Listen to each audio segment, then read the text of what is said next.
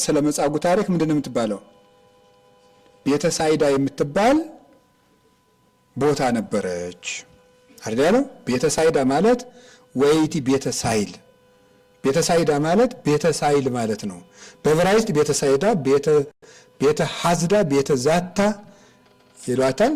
ቤተ ሳይዳ ማለት ቤተ ሳይል ማለት፣ ቤተ ሳይል ማለት የይቅርታ ቤት ናት። ቤተ ክርስቲያን ራሷ በጠባያ የይቅርታ ቤት ናት። ምህረት የሌለው ሰው ቤተ ክርስቲያን ውስጥ ምህረት አያገኝም። እውነቴን ነው የምነግራችሁ። አንድ ሰው ለሌብነቱ የረሃብ ምክንያት አለው፣ ለሆነ ነገሩም የሆነ ምክንያት አለው፣ ለስንፍናውም እንቅልፍ ምክንያት አለው። ለቂመኝነቱ ግን ምክንያት የለውም። በምድር ላይ ለሰው ልጅ ለእግዚአብሔር መልስ መስጠት የማይችለው ርዕሰ ጉዳይ ቂመኛ የሆንኩት በዚህ ምክንያት ነው ማለት አይችልም የሰው ልጅ። ቂመኛነት በእግዚአብሔር ፊት የሚያዋርድ ክፉ ስራ ነው። ስለዚህ ታርቆ መግባት። አልታረቅም አልቀርም አልሄድም እንዳትሉ ደግሞ እንደዚህ ስላችሁ። አሁን ሰይጣን ተንኮለኛ ስለሆነ ትምህርቱን ይገለብጥባቸዋል። ጀግና ነው፣ ይሳካለታል። ታርቆ መግባት የግድ ከሆነ ሳልታረቅ ስለዚህ ምን ይሻለኛል ቤተ ክርስቲያን ልቅር እንድንል ያደርገናል። ስለዚህ ያ ሁሉ ከሚሆን ታርቆ ይቅርታን ይዞ ቤተ እግዚአብሔር መግባት። በሩ ላይ ያለው የቤተ ክርስቲያኑ አጥር ላይ ያለው ምንድነው የሚባለው? ደጀ ሰላም የሚባለው ሰዎች ሰላም ፈጥረው ታርቀው የሚገቡበት ስለሆነ ነው። ያልታረቁ ሰዎች ያኛውን በር ማለፍ አይችሉም። ስለዚህ ይቅርታ እመቦ ድዌ ህሊና ዘቦ ይቅረብ። ክፉ ህሊና ያለው ሰው ቢኖር አይቅረብ። በህሊና ድዌ የሆነ ሰው ቢኖር አይቅረብ የተባለ ድዌ ህሊና የተባለ በቂም የተጠቃ ሰው ነው። በዚህ የተጠቃ ሰው ቤተክርስቲያን ውስጥ ገብቶ ማስቀደስ አይችልም። ስለዚህ ሁላችንም ይቅር ብለን መግባት አለብን ነው። ምክንያቱም አቡነ ዘበሰማያት ስንል ምን ልንል እንችላለን? እኛም የበደሉን ይቅር እንል ዘንድ የሚለውን አናልፈው ነገር ሁላችንም ታርቀን መግባት አለብን። በልቡናው የተጣላ እንደውም የገጠር ቄስ ይለዋል፣ የተጣላችሁ ሳትታረቁ፣ የሰው ገንዘብ ወሰዳችሁ ሳትመልሱ፣ ስጋውን ደሙን ብትቀበሉ ስጋው እሳት ሆኖ ይበላችኋል፣ ደሙ ማይበል ሆኖ ያሰጥማችኋል ይላል ቃለ ወንጌል እያለ ያዳኛል ይላል። ስለዚህ ገፋኢ ሁነን ገፍተን አስቀይመን መሄድ። ሲራክ ምንድን ነው የሚለው? የምታየውን የሰው ልጅ ሳትወድ እግዚአብሔርን የታውቀህ ወደድኩት ትላለህ። አላየውም ነው አምሳሉን መልኩን አርአያውን ትቶልህ እሱን መውደድ ካልቻልክ እግዚአብሔርን የታውቄ ወደድኩ ትላለህ እንድትል መጀመሪያ ታርቆ መግባት ከሰው ልጅ ይጠበቃል። ያው ደግሞ እኛ ስናስቀድስ እንዴት እንቁም የሚል ነው ደግሞ ዛሬ የምናየው። እንግዲህ የቅዳሴን ምንነት አወቅን። በቅዳሴ ጊዜ ቤተክርስቲያንን ድርሻ አወቅን። በቅዳሴ ጊዜ ካህኑ ምን ማለት እንደሆነ አወቅን። አሁን እንግዲህ የሚቀረው አስቀዳሽ ነው። ቅዳሴውን ካወቅነው ቤተክርስቲያንን ካወቅናት የካህኑን ምንነት ካወቅን የምንቀረው እኛ ነን እንግዲህ አስቀዳሾች ነን ማለት። ስለዚህ እንዴት ነው የምናስቀድሰው የሚለውን እንማማራለን ማለት ነው። ከአስቀዳሾች ምን ይጠበቃል የሚለውን ነው የምንነጋገረው። የመጀመሪያው የሚያስቀድስ ሰው ማድረግ ያለበት የመጀመሪያው ልብስን አጥቦ ሰውነትን ታጥቦ መሄድ ይገባል። ይሄ የሚቆርብም የማይቆርብም ሰው ነው። የሚቆርብም የማይቆርብም ሰው ቢሆን ቤተ ክርስቲያን ሲሄድ ሁል ጊዜ ንጹህ ልብስ ነው መልበስ ያለበት። ቤተ ክርስቲያን ሲሄድ መቼውም ቢሆን ዓመት እስከ ዓመት ቤተ ክርስቲያን ሲሄድ ሰው መልበስ ያለበት የታጠበ ልብስ ነው። ንጹህ ልብስ ሲባል አዲስ ልብስ ማለት አይደለም፣ የታጠበ ልብስ መሆን አለበት። ሲጀመር ለቤተ ክርስቲያን የሚሆን ልብስና ለቤት የሚሆን ልብስ መለየት ነው ያለበት። ተኝቶ ባደሩበት ልብስም ቤተ ክርስቲያን አይኬድም። ተለብሶ ባደረ ልብስ ቤተ ክርስቲያን አይኬድም። ሁለት ልብስ ሰው የመጨረሻ ድሃ ቢሆን ሁለት ልብስ ይኑረው ይላሉ አባቶቻችን። አንዱ ለቤተ እግዚአብሔር፣ አንዱ ለስራ ለኑሮ ማለት ነው። ስለዚህ ንጹህ ልብስ መልበስ የመጀመሪያው ነው። ምክንያቱም ባለፈው ምን ብለን ነበረ? ቤተ ክርስቲያን ሰርግ ናት ብለን አይደለ? ቤተክርስቲያን ለምን ይቀደሳል ብለን ጠይቀን የመለስነው መልስ ቤተክርስቲያን የሰርግ ቤት ስለሆነች፣ ቅዳሴ ደግሞ የሰርግ ድግስ ስለሆነ ነው። የማቴዎስ ወንጌል ምዕራፍ 22 ቁጥር 1 ጀምሮ እንደተናገርን ስርዓተ ቅዳሴውም የሚያዘው ትመስል መንግስተ ሰማያት ብእሴ ንጉሠ ዘገብረ ከብካበ ለወልዱ ብሎ መንግስተ ሰማያት ለልጁ ሰርግ ያደረገ ንጉስን ትመስላለች እና ያለን ጌታ ያቺ የሰርግ ቤት ደግሞ ቤተክርስቲያን ናት ብሎ ስርዓተ ቅዳሴው ይነግረናል። የሰርጉ ድግስ ደግሞ ቅዳሴውና ስጋው ደግሞ ስለሆነ ለሰርጉ ልብስ የሚገባ ልብስ መልበስ ይገባል ማለት ንጹህ ልብስ ከልብስ ይጀመራል ነው። ከልብስ ይጀመራል ሰውነትን መታጠብ። በነገራችሁ ላይ እንዳልኳችሁ ለመቁረብ የምንዘጋጀውን ያህል ለቅዳሴው እናዘጋጃለን። ምንድነው? እግዚአብሔር ስጋው ደግሞ ክቡር እንደሆነ የእግዚአብሔር ስም ክቡር ነው። ስለዚህ የእግዚአብሔር ስም የሚጠራበት አይደል ቅዳሴ አሐዱ አብ ቅዱስ፣ አሐዱ ወልድ ቅዱስ፣ አሐዱ ውእቱ መንፈስ ቅዱስ ሲባል ካህኑ እጁን ዘርግቶ ምዕመናን ቀጥ ብለው በፍርሃት የሚናገሩበት ምክንያት ለምንድን ነው? የእግዚአብሔር ስሙ ክቡር ነው። ለእግዚአብሔር ስጋና ደም ብቻ ሳይሆን ለእግዚአብሔር ልብስም ለእግዚአብሔር ስምም ዝግጅት ያስፈልገዋል ማለት ነው። ለእግዚአብሔር ስም ራሱ እና ቅዳሴው የቁርባን ያህል ጥንቃቄ ይደረግለታል። ቅዳሴውን ለመስማት ራሱ የቁርባን ያህል ጥንቃቄ ይደረጋል። እግዚአብሔር ስጋው ደሙን አክብረን ምስጋናውን የምንነቀው አይደለም። ምስጋናው ክቡር ነው። የእግዚአብሔር ምስጋናው ክቡር ስለሆነ ቅዳሴ ንጹህ አይደል ያለው። ወቁም በጊዜ ቅዳሴ ንጹህ፣ በንጹህ ቅዳሴ ጊዜ ተጠንቅቀህ ቁም ብለዋል ሰለስቱ ምዕት በሃይማኖተ አበው ምዕራፍ 20 ላይ። ንጹህ ቅዳሴ ያለው ፈጣሪ እንጂ ፍጡር አይመሰገንበትምና፣ ስለዚህ ምስጋናው ንጹህ እንደሆነ ልብስም ንጹህ መሆን አለበትና ተዘጋጅቶ ሰውነቱን ታጥቦ ማደር። የሚያስቀድስ ሰው ሁሉ ብንቆርብም ባንቆርብም የምናስቀድስ ከሆነ ልብሳችን አጥበን ሰውነታችን ታጥበን ለኛ የሚከብደንን ነገር ለእግዚአብሔር ይዘነው አንሄድም። ለማንኛውም ነገር ለእግዚአብሔር ለኛ የሚከብደንን ነገር ለኛ የምንጠላውን ሰውነት ወደ እግዚአብሔር አንወስደውም። ለኛ የምንጠላውን ልብስ ለእግዚአብሔር ለብሰነው አንሄድም። የልብሱ አይነት አይደለም። የልብሱ አይነት ሐር መሆኑ ነጭ መሆኑ ጥቁር መሆኑ ታጥቦ መታጠቡ ነው እንጂ ሰው ያገኘውን ነው የሚለብሰው ማለት። ታጥቦ መልበስ ይገባል። ሁለተኛው ወደ ቤተ ክርስቲያን ስንሄድ ንጹህ ልብስ መልበስ ምንድነው? እግዚአብሔር ንጹህ ነው ማለት ነው። ምስክርነቱ እግዚአብሔር ንጹህ ነው። ቢሆን በቅዳሴ ጊዜ ነጭ ነው መሆን ያለበት ልብስ ቢሆን ነው። ከጣጣ እንግዲህ ያገኘነው እንለብሳለን። ቅዳሴ ሲጀመር የመቀደሻ ልብስ ራሱ ነጭ ነው መሆን ያለበት። የሚዝጎረጎረውም እንደዚያ ነው እና ግን ነጭ ነው መሆን ያለበት። ባጭሩ ሕጉን እንያዘው። ከዛ ቀስ እያልን ነው ማለት ነው። በቅዳሴ ጊዜ የሚለበስ ነጭ ነው። ምክንያቱሳ ቤተክርስቲያን የምትወክለው የትንሣኤውን መቃብር ነው። የትንሣኤውን መቃብር ነው። በትንሣኤው መቃብር ጊዜ መላእክት ምንድን መስለው ነው የታዩት? ነጫጭ ለብሰው ነው የታዩት። ስለዚህ ቤተክርስቲያን የትንሣኤው ምስክር ናት። የትንሣኤ ቤቱ ናት። ሁልጊዜ ቅዳሴ የሚደገመው በቀደስን ቁጥር ዓርብና እሑድን ነው እየደገምን የምንሄደው።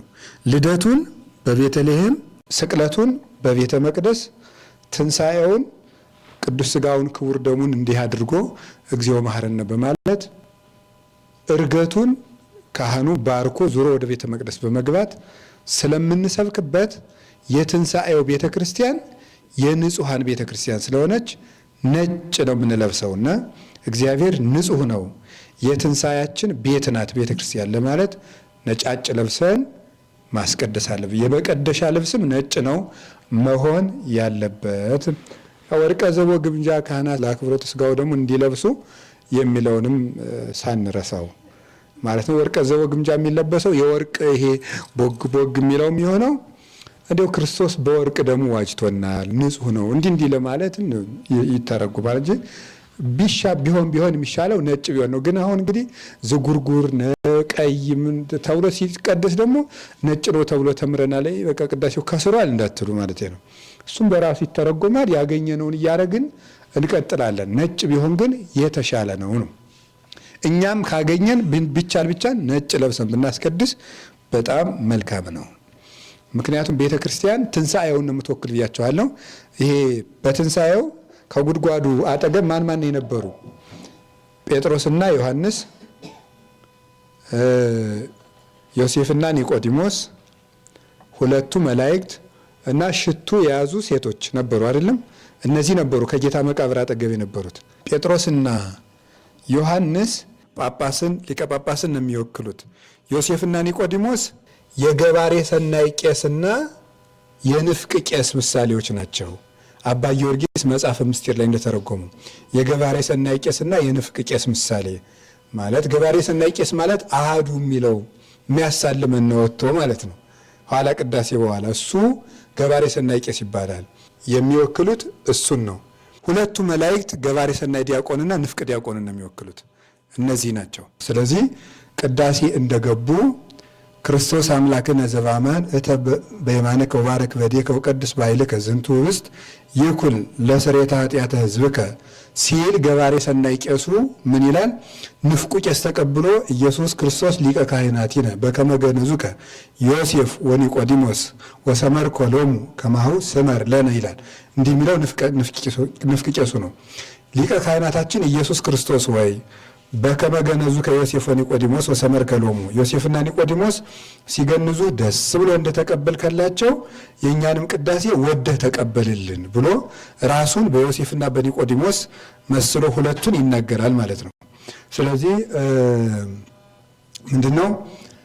በአምሳለ መቃብር ዘነበርከ ውስቴቱ ሰሉሰ ዕለታት ወሰሉሰ ለያሌ ወረስዮን አምሳለ ደዊሆሙ ለዮሴፍ ወኒቆዲሞስ ይላል። ደግሞ ንፍቅ ቄሱ ደግሞ ህብስቱን በማይፈድ እየጠቀለለ 3 መዓልት 3 ሌሊት በከርሰ መቃብር እንዳደርክ በዚያ እንድታድር የዮሴፍና ኒቆዲሞስ እንደገነዙ የኔንም እጆች እንደ ዮሴፍና እንደ ኒቆዲሞስ እጆች አድርጋቸው ይላል። የሚቀድሰው ቄስ ደግሞ ገባሬ ሰናይ ቄሱ ራሱ ደግሞ በኋላ ፍታት ዘወልድ ሊደግም ንፍቅ ቄሱ ሲወጣ ከውስጥ ደግሞ ገባሬ ሰናይ ቄሱ ይላል የኔን እጆችም እንደገነዙ እንደ ዮሴፍ እንደ ኒቆዲሞስ እጆች አድርግልኝ። እነሱ በዚያ አንተን ገንዘው በረከት እንደተቀበሉ እኔም በዚህ ቅዳሴ ረፍት ቸርነት ናየ ወረፍተ ወሳይለ ይላል። ረፍትን ቸርነትን ምሕረትን እንዳገኝ እርዳኝ ብሎ ቅዳሴ ይገባል። ስለዚህ ያ ስለሆነ ሁለቱ መላእክት ደግሞ በጌታ መቃብር ነጫጭ ለብሰው ስለታዩ ነጫጭ ለብሶ መቀደስ ይገባል ማለት ነው። ስለዚህ የልብስና የንጽህና ዝግጅት ያስፈልጋል። ለማስቀደስም ነው የምናስቀድስበትና የምንቆርብበት ተመሳሳይ ነው። በምንቆርብበት ቀን ጥሩ፣ ዝም ብለን በምናስቀድስበት ቀን ደግሞ የሆነ ያደፈ ልብስ አይለበስም። ሁለተኛም ቤተ ክርስቲያን ቀደም ብሎ መሄድ ነው። ቀደም ብላ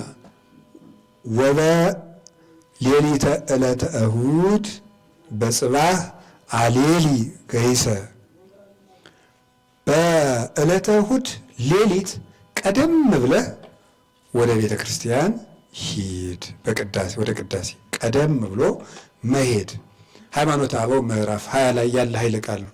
ቀደም ብለህ ወደ ቤተ ክርስቲያን ሂድ። ከቁጥር 20 ጀምሮ ታገኙታላችሁ። ቀደም ብሎ ቤተ ክርስቲያን ሂድ። ምክንያቱሳ ሽቱ የያዙት ሴቶች ቀደም ብለው ወደ መቃብሩ ስለሄዱ ማለት ነው። ሽቱ የያዙ ሴቶች ቀደም ብለው ወደ መቃብሩ ስለሄዱ እነዚያ ሽቱ የያዙት ሴቶች ምን ነው የሚወክሉ? ነፍሳትን ነው የሚወክሉት። ነፍሳትን ይወክላሉ። ነፍሳትን ዮሴፍና ኒቆዲሞስ ገባሬ ሰናይ ቄሱንና ንፍቅ ቄሱን ከወከሉ፣ ሁለቱ መላእክት ደግሞ ዲያቆኑንና ተራዳይ ካህኑን ከወከሉ መቃብሩ የቆራቢዎች ሆድ ነው የሚሆነው ማለት ነው። መቃብሩ የቆራቢዎች ሆድ ይሆናል። ሽቱ የተረጨው መግነዝ ደግሞ የተባለው ንጹህ ሰውነታቸው ነው። ምግባር ያለው ሰውነት ይዞ መቁረብ ይገባል ነው። ስለዚህ ወደዛ ስንሄድ አንዱ የሚገባ ሌሊት መሄድ። እነዚያ ሴቶች ወደ መቃብሩ ሽቱ ይዘው ሌሊት የሄዱ ነፍሳት ሽቱ ይዘው መሄድ ማለት በጎ ምግባር ይዞ ምን ማለት ነው? ወደ ቅዳሴ መሄድ ማለት ነው። ቀደም ብለው ሂደው ክርስቶስን እንዳገኙት ቀደም ብለን ስንሄድ ክርስቶስ እስኪ አንድ ጥያቄ ልጠይቃችሁ። የሆነ ሰው ከሰዓት እንገናኝ፣ ያው የኢትዮጵያ ቀጠሮ ከሰዓት ነው ወይም ጠዋት አካባቢ ነው የሚባለው። ስንት ሰዓት የሚባል የለም፣ ሰዓት ስለማናከብር ዝም ብሎ ከሰዓት ነው የሚባለው። የሆነ ሰው 6 ሰዓት ላግኝህ ቢላችሁ የምትወዱት ሰው በጣም የናፈቃችሁ ሰው ቢኖር ከደቂቃ ቀደም ብላችሁ ነው ወይስ ረፈድ ብላችሁ ነው የምትመጡት? ቀደም ብለን ስለምንናፍቅ ልናገኘው ከመቸኮላችን የተነሳ ቀደም ብለን እንመጣለን። እነዛ ሴቶች ሌት ቀደም ብለው ሄዱት ክርስቶስ ስለናፈቃቸው ነው። እና ስለዚህ አምላኬ አምላኬ ገይስ ሀቤከ ብሎ በሌሊት ትገይስ ነፍሴ ሀቤከ አርዲያለ ኢሳይያስ ሌሊት ሰውነቴ ወደ አንተ ትገሰግሳለች ብሎ እንደተናገረ ይሄ እግዚአብሔርን የመናፈቅ ምልክት ነው። እግዚአብሔርን የመናፈቅ የመውደድ የመፈለግ የሱ ምልክት ነው። ቀደም ብሎ መሄድ ቀደም ብሎ በማይሄድ ሰው ደግሞ እንዳትፈርዱ። መከራ እኮ ነው ችግሩ። ምክንያቱም ሰው ልጅ ሲጸልይ አድሮ ሊመጣ ይችላል። ምን አገባችሁ ግን? ተኝቶ አድሮ ይምጣ፣ 150 ዳዊት ሲደግም አድሮ ይምጣ። ሰው ምን ሲያደግ እንዳደረ ማወቅ እንችላለን? አንችልም በፍጹም። ስለዚህ የራሳችን ነው። እንደው እንጦንስ ዝም ብለ የራስህን ኑሮ ምን በል ነው ኑር። ስለዚህ ቀደም ብሎ መምጣት፣ እነዚያ ሴቶች ቀደም ብለው የመምጣት የጉጉት የመፈለግ ምሳሌ። እንደውም እዚህ ላይ አንድ ነገር ቸኩል ልንገራችሁ። ሲሄዱ ራሱ ወደ ቤተክርስቲያን እየቸኮሉ መሄድ በጣም ጥሩ ነው። ለዚህ ጀምን እየተባለ እየሮጡ መሄድ ራሱ እየሮጡ መሄድ። ቅዱስ እንጦንስ በልጅነቱ ቤተክርስቲያን ሲሄድ እየሮጠ ነበር የሚሄደው። እየሮጠ ማለት ሁልጊዜ እየሮጠ ነውና እስኪ ገባ ይቸኩል ነበረ። እና ያ የቤተክርስቲያን ፍቅር ነው ኋላ በምናኔ ዘመኑ ያጸናው ይባላል። ቤተክርስቲያንን በጣም የሚወድ ሰው ከዛ እየሮጠ ቤተክርስቲያን ይገባል። ሰው ወጥቶ ከሄደ በኋላ ደግሞ ቆይቶ ነበር የሚወጣ በልጅነቱ ከእናት አባቱ ጋር ሲያድግና ቤተክርስቲያንን ሊሄድ የሚቸኩልባትና ለመውጣት የማይቸኩልባት ሰው ይጠቀምባታል። ስለዚህ ቶሎ ቶሎ ቤተክርስቲያን ሲከር ችኩል እያሉ መሄድ። እንደውም አንዳንድ የገጠር አባቶች ካህናቱ ቤተክርስቲያንን ከመቸኮላቸው የተነሳ ሱሪያቸውን በትከሻቸው ዘውት ይሄዳሉ። ለቤተክርስቲያን ከመቸኮላቸው የተነሳ ማለት ነው። ቤተክርስቲያኑን ገብተው እጀ ጠባብ የሚባል ቀሚስ አለ። እሱን ለብሰው ቤተክርስቲያኑን ገብተው በስመ አብ ወወልድ ወመንፈስ ቅዱስ አሐዱ አምላክ እያሉ ይለብሳሉ።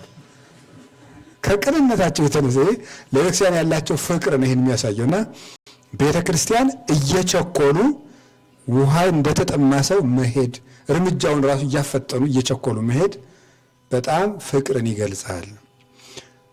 ሌላኛው ቤተክርስቲያን ሲሄድ ቤተክርስቲያን የሚሄድ ሰው ግራና ቀኝ አትይ ይላል። እዚሁ ሃይማኖተ አበው ላይ ስትሄዱ ግራና ቀኝ እየታየ አይኬድም። ግራና ቀኝ ካየ የሚያወራ ሰው ታገኝና ከቤተክርስቲያን ያዘገያል ይላል። ስለዚህ ቤተክርስቲያን ሲኬድ ወደፊት ብቻ ነው የሚታየው እንጂ እንዲህ ያሉ አይኬድም። በአንድ ፊት አቅጣጫ ብላ ብቻ ወደፊት ብቻ ነው የሚኬደው። ሰይጣን በምድር ላይ ሰውን ከቤተ ክርስቲያን እንደማስቀረት አድርጎ ደስ የሚለው ስራ ያለ አይመስለኝም። ስለዚህ የሆነ ሰው የሚያወራ ሰው መንገድ ላይ ተጎልቶ ይቆይና ከቤተ ክርስቲያን ያስቀርናል። ያ እንዳይሆን ዝም ብሎ ጭልጥ ማለት ነው ወደፊት እንዳይቸግረን። እማናልፈው ወዳጅ የባሰ አይናችን ይገባና ከዚያ በኋላ እንዲህ ስንል ካየነው ደህና ዋልክ ካላልነው ሊቆጣ እንዳናወራው ችግር እንዳይሆንብን ዝም ብሎ ወደፊት ብቻ ነው። ይሄ ቤተክርስቲያን የመሄድ ስርዓት ነው። ሌላኛው ታርቆ መሄድ ነው። ቤተክርስቲያን ለመሄድ ታርቆ መሄድ ይህን የካህኑን ቃል ያቃለለ ወይም የሳቀና የተነጋገረ ወይም በቤተ ክርስቲያን ውስጥ በክፋት የቆመ ቢኖር ጌታችን ኢየሱስ ክርስቶስን እንዳሳዘነው በእርሱም ላይ እንደተነሳሳ ይወቅ ይረዳ። ስለ በረከት ፈንታ መርገምን፣ ስለ መንግስተ ሰማያት ፈንታ ገሃነመ እሳትን ከእግዚአብሔር ዘንድ ይቀበላል አይደል የሚለው ዲያቆኑ። በቤተ ክርስቲያን በክፋት የቆመ ሰው ቢኖር፣ በክፋት መቆም ማለት ቂም ይዞ መግባት ማለት ነው። ቤተ ክርስቲያን ሲጀመር እንደምታውቁት ዮሐንስ ወንጌል ምዕራፍ 5 ቁጥር 1 ጀምሮ እንደምታነቡት ስለ መጻጉዕ ታሪክ ምንድነው የምትባለው? ቤተ ሳይዳ የምትባል ቦታ ነበረች አይደል ያለው። ቤተ ሳይዳ ማለት ወይቲ ቤተ ሳይል፣ ቤተ ሳይዳ ማለት ቤተ ሳይል ማለት ነው። በዕብራይስጥ ቤተ ሳይዳ ቤተ ሐዝዳ ቤተ ዛታ ይሏታል። ቤተ ሳይዳ ማለት ቤተ ሳይል ማለት የይቅርታ ቤት ናት። ቤተ ክርስቲያን ራሷ በጠባያ የይቅርታ ቤት ናት። ምህረት የሌለው ሰው ቤተ ክርስቲያን ውስጥ ምህረት አያገኝም። እውነቴን ነው የምነግራቸው። አንድ ሰው ለሌብነቱ የረሃብ ምክንያት አለው፣ ለሆነ ነገሩም የሆነ ምክንያት አለው፣ ለስንፍናውም እንቅልፍ ምክንያት አለው። ለቂመኝነቱ ግን ምክንያት የለውም። በምድር ላይ ለሰው ልጅ ለእግዚአብሔር መልስ መስጠት የማይችለው ርዕሰ ጉዳይ ቂመኛ የሆንኩት በዚህ ምክንያት ነው ማለት አይችልም። የሰው ልጅ ቂመኛነት በእግዚአብሔር ፊት የሚያዋርድ ክፉ ስራ ነው። ስለዚህ ታርቆ መግባት። አልታረቅም አልቀርም አልሄድም እንዳትሉ ደግሞ እንደዚህ ስላችሁ። አሁን ሰይጣን ተንኮለኛ ስለሆነ ትምህርቱን ይገለብጥባቸዋል። ጀግና ነው፣ ይሳካለታል። ታርቆ መግባት የግድ ከሆነ ሳልታረቅ ስለዚህ ምን ይሻለኛል ቤተ ክርስቲያን ልቅር እንድንል ያደርገናል።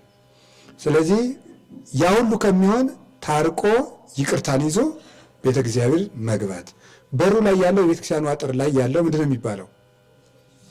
ደጀ ሰላም የሚባለው ሰዎች ሰላም ፈጥረው ታርቀው የሚገቡበት ስለሆነ ነው። ያልታረቁ ሰዎች ያኛውን በር ማለፍ አይችሉም። ስለዚህ ይቅርታ እመቦ ድዌ ህሊና ዘቦ ይቅረብ። ክፉ ህሊና ያለው ሰው ቢኖር አይቅረብ። በህሊና ድዌ የሆነ ሰው ቢኖር አይቅረብ የተባለ ድዌ ህሊና የተባለ በቂም የተጠቃ ሰው ነው። በዚህ የተጠቃ ሰው ቤተ ክርስቲያን ውስጥ ገብቶ ማስቀደስ አይችልም። ስለዚህ ሁላችንም ይቅር ብለን መግባት አለብን ነው። ምክንያቱም አቡነ ዘበሰማያት ስንል ምን ልንል እንችላለን? እኛም የበደሉን ይቅር እንል ዘንድ የሚለውን አናልፈው ነገር ሁላችንም ታርቀን መግባት አለብን። በልቡናው የተጣላ እንዲሁም የገጠር ቄስ ይለዋል፣ የተጣላችሁ ሳትታረቁ፣ የሰው ገንዘብ ወሰዳችሁ ሳትመልሱ፣ ስጋውን ደሙን ብትቀበሉ ስጋው እሳት ሆኖ ይበላችኋል፣ ደሙ ማይበል ሆኖ ያሰጥማችኋል ይላል ቃለ ወንጌል እያለ ያዳኛል ይላል። ስለዚህ ገፋኢ ሁነን ገፍተን አስቀይመን መሄድ። ሲራክ ምንድን ነው የሚለው? የምታየውን የሰው ልጅ ሳትወድ እግዚአብሔርን የታውቀህ ወደድኩት ትላለህ። አላየውም። አምሳሉን መልኩን አርአያውን ትቶልህ እሱን መውደድ ካልቻልክ እግዚአብሔርን የታውቄ ወደድኩ ትላለህ እንድትል መጀመሪያ ታርቆ መግባት ከሰው ልጅ ይጠበቃል።